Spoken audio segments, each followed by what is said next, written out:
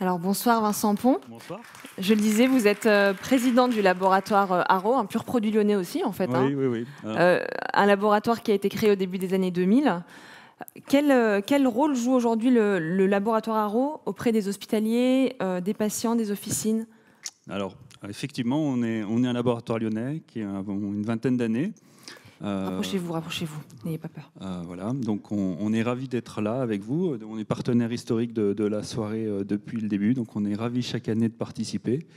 Effectivement, on a une histoire lyonnaise avec notre siège à Lyon, là aussi de médecins et de pharmaciens lyonnais, dont certains qui sont aussi dans nos promos, donc on a aussi cette historique.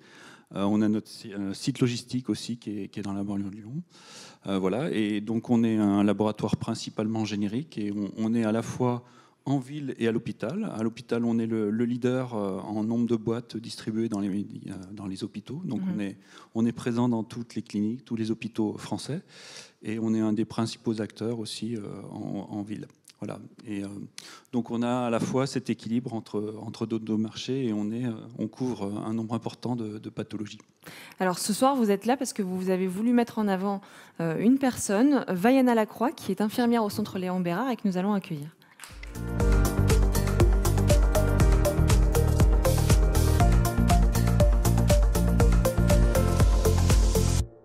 Bonsoir.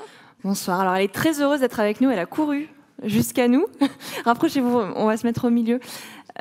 Bonsoir Madame Lacroix. Donc je le disais, vous êtes infirmière au centre Léon Bérard, infirmière cardiaque. Alors, infirmière au pool de chirurgie, ça veut dire que je suis un peu infirmière dans tous les services. Là où il y a du besoin, je vais. Voilà. Wow, c'est beau. et justement, vous êtes infirmière, mais vous êtes aussi illustratrice. Alors, c'est très compliqué de me définir en tant qu'illustratrice parce que j'ai pas fait de formation dans le dessin. Oui, mais vous dessinez très bien. Parce que moi, je suis pas illustratrice, hein, je vous le dis. J'ai tendance à plus me considérer comme une vulgarisatrice et un petit peu un tour de passe-passe pour pas dire illustratrice. Mais voilà. Et justement, donc, je vais vous laisser récupérer votre petite télécommande parce que donc, vous êtes illustratrice, moi je vais dire illustratrice. Hein, voilà. Gardez-le, c'est pour vous. Okay. Et vous avez surtout lancé un compte Instagram il y a 2 ans. 3 ans et demi. 1 an et demi. Ouais, maintenant, ouais. Voilà, et qui a pour but de décrypter, ça c'est vous qui le dites, le corps humain et ses jolis mystères. C'est ça. Donc pourquoi avoir lancé Vulgarise-moi ça? Eh ben, ça fait partie de ce que je vais vous expliquer ce soir. Ça tombe bien. J'ai fait un petit diaporama en dessin. Voilà, pour essayer de donner un petit peu de vie à ces explications. Donc déjà, avant toute chose, merci beaucoup Laboratoire Haro. Merci beaucoup Monsieur Pont. On est très content de vous avoir mis en avant parce qu'on trouve que c'est un très beau projet et qui sert à la fois les patients et qui permet vraiment, on pense, de faciliter la relation entre les patients et les médecins. Merci.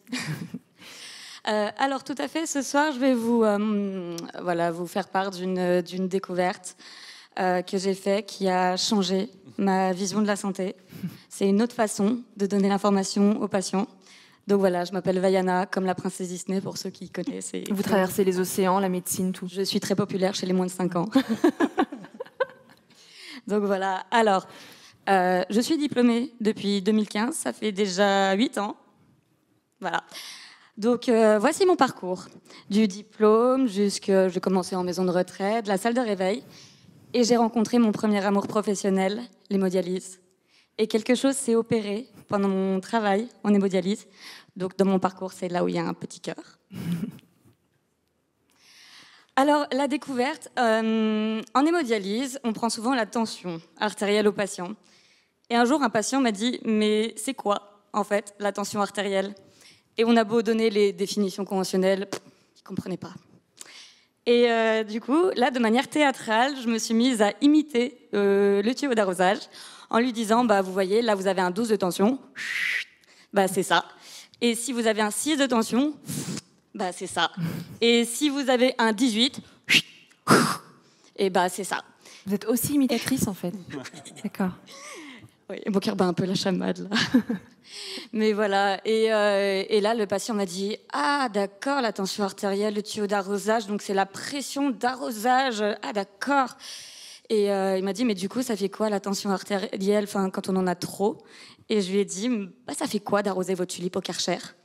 Il m'a dit « Ça les décomme. » J'ai dit « C'est pareil avec vos organes. » Et elle fait du stand-up aussi. Hein. Elle est multicarte, c'est merveilleux. Et en fait, je me suis rendu compte qu'il y avait beaucoup de phénomènes, enfin de situations de la vie courante qui pouvaient expliquer certains phénomènes médicaux, certains processus vraiment presque similaires et qui peuvent permettre vraiment d'activer la compréhension. Donc c'est valable pour plein de trucs. Les plaques d'athérome, c'est le calcaire dans les canalisations. Le pacemaker, c'est le groupe électrogène du cœur. Enfin, on peut métaphoriser avec plein de choses, même avec le cinéma. Le cancer, pour ceux qui connaissent Star Wars, c'est une cellule qui passe du côté obscur de la force. Voilà. Enfin, on peut. Il y a plein de possibilités. Et j'ai donné là cet exemple avec les reins. Ça fait quoi si les reins ne marchent plus ? Les reins, c'est un peu comme une usine. Et qu'est-ce que ça fait si on bouche la cheminée d'une usine ? Voilà. Et donc là, le patient généralement fait « Ah ouais, ok. » voilà. On n'essayera pas avec Faisan. Non. Il n'y aura plus Lyon. Donc j'ai commencé à développer ce projet et j'ai commencé également à faire de l'éducation thérapeutique et à développer des ateliers à la manière de Fred et Jamy. C'est pas sorcier, voilà. Je me suis éclatée, j'ai pris un plaisir fou et je me suis dit qu'il fallait développer ce projet, qu'il était merveilleux. Qu'il fallait le faire monter. Et j'ai eu la chance de le présenter dans un congrès de néphrologie, dialyse et transplantation. Et c'était merveilleux parce que tout le monde a été très réceptif à cette idée. Et je me suis dit qu'il y avait quelque chose, un truc. Et donc j'ai continué vraiment pour aller de plus en plus loin dans cette aventure des congrès. Et ce projet devait être récompensé en 2020. Mais qu'est-ce qu'il y a eu en 2020 ? Eh oui. My name is Virus. Eh oui. Voilà, donc le Covid a un petit peu tout stoppé, tout gelé. Plus d'ateliers d'éducation thérapeutique et plus de congrès. Donc là, c'était un petit peu compliqué parce que j'étais lancée et tout d'un coup arrêtée. Et j'ai réfléchi à ce que je voulais faire. Et même avant le Covid, il y a une idée qui me trottait dans la tête. Je me disais, si je veux métaphorer, si je veux vulgariser, il faut que j'ai plus de connaissances. Et pour moi, quelle était la spécialité d'infirmière qui avait le plus de connaissances ? C'était les infirmières de réanimation. Du coup, en plein Covid, je suis partie faire de la réa. Et c'était une expérience... wow.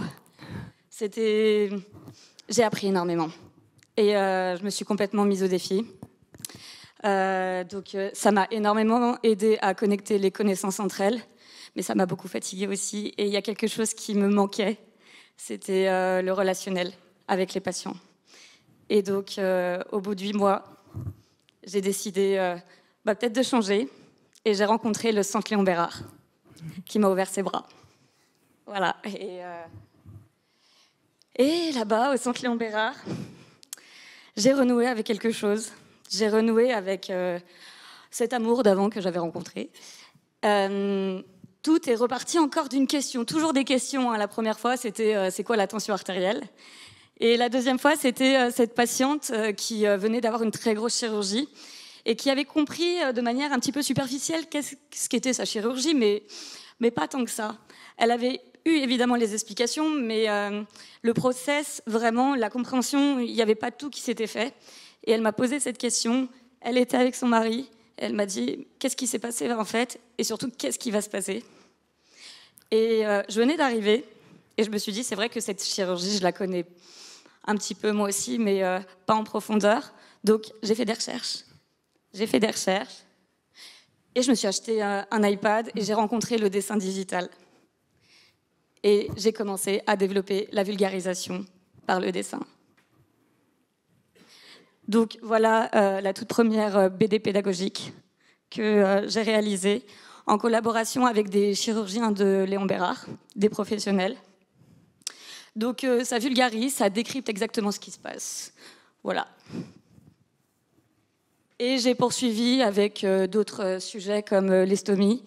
On a fait au Centre Léon Bérard une sorte de guide manuel qui aussi, par le fait qu'il soit illustré, peut être complètement adapté aux personnes qui n'arrivent pas à lire le français, par exemple.